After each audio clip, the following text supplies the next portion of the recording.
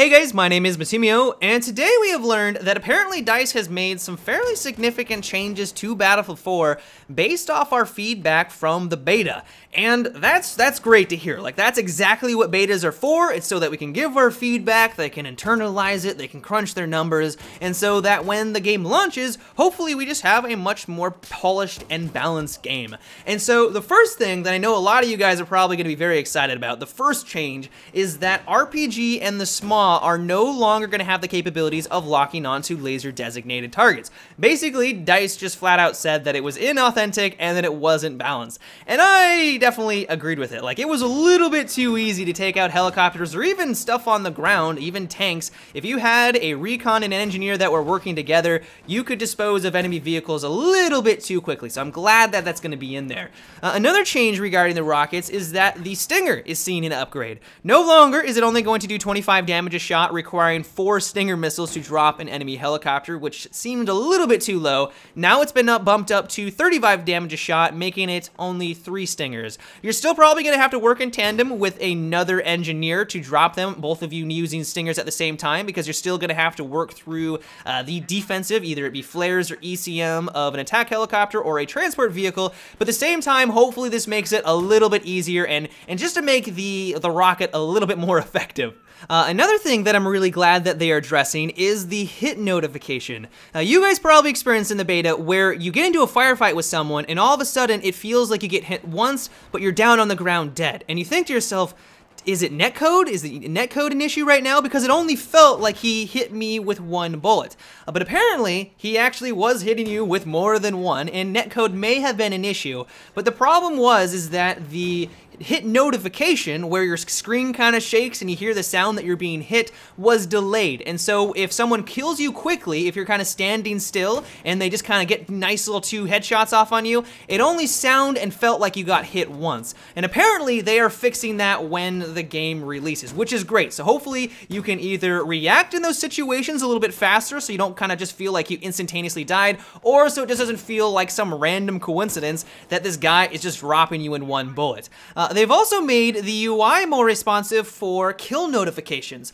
You probably experienced this when you were going on this amazing kill streak. You were getting points from kills themselves, from capturing an objective, from reviving your allies. Points were just raining down upon you. But because of that, the kill notification themselves, letting you know that you dropped the enemy, was delayed. And so if you got into a firefight with someone who was kind of off in the distance and he kind of rounded the corner and you weren't exactly sure if you dropped him at the last second, you won't be notified that you got the kill at least for a couple of seconds later. And a lot of people weren't really digging the new system, and so DICE went in, they've heard our concerns, and it sounds like it's going to be more like it was back in Battlefield 3. The Assault, or the meta class, is also seeing some balancing changes, and the big one that I'm really glad to see is that the revive window is being extended from 7 seconds to 10 seconds. It was a little too short in the beta. Like, I can't count how many times I would go for revive on an ally just to see that revive symbol disappear in front of my eyes just as I was about to shock them back to life. And especially now that there is that new revive mechanic where if you want to revive them to full health, you have to charge the med packs, or not the med packs, but the shock paddles for a good 2 seconds before you can get that off. There just needed to be a little bit more time, so I'm glad to see it's bumped up to 10. Another thing is that the AK-12 is seeing a nerf to its burst fire mode. I don't know if you guys tried this out, but if you went into burst fire with the AK-12, it bumped up its rounds per minute, or you could get it all the way up to 1,000, and its full auto was 750, and so it didn't really make sense from like a mechanic standpoint, but it also just was way too powerful. And so DICE understood this, they realized that it was a little bit too ridiculous, and so now it's going to be bumped down to the standard 750, or that's the highest you can go if you were in burst fire.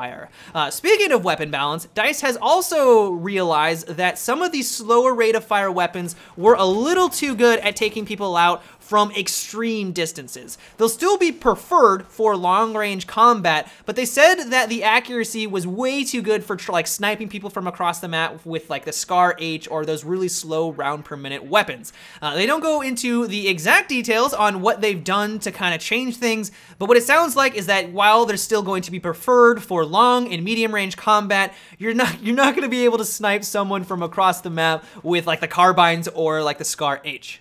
As for you console players, DICE is going to be making some changes to the way that the aim assist works. Apparently, the assist was a little overpowered for close range combat. Like you weren't really having to compensate for recoil, or you weren't really having to aim at your target because the aim assist was doing all the work for you. But it wasn't doing enough for medium range engagements. So now DICE is going to kind of do their voodoo magic. Their programmers are going to go in, and so that the assist isn't going to be as potent for close encounter conflict, but it's going to be a little bit better than it was in the beta for those medium range engagements. They've also said that they're going to give you more options for your controller scheme. I know this was a huge complaint. Like every single video that I made regarding Battlefield 4, there was at least someone, and actually multiple people, complaining about the control setup. And so DICE is now saying that if you like Battlefield 3 setup, there's now going to be a setting called Legacy that is similar to Battlefield 3. I'm actually very surprised that it says similar, because I would have assumed that you would want it to be identical. So I don't know if this is going to be the fix that everyone is kind of hoping for. We're basically just gonna kind of have to wait and see when the game launches, but hopefully it's basically like it was for Battlefield 3.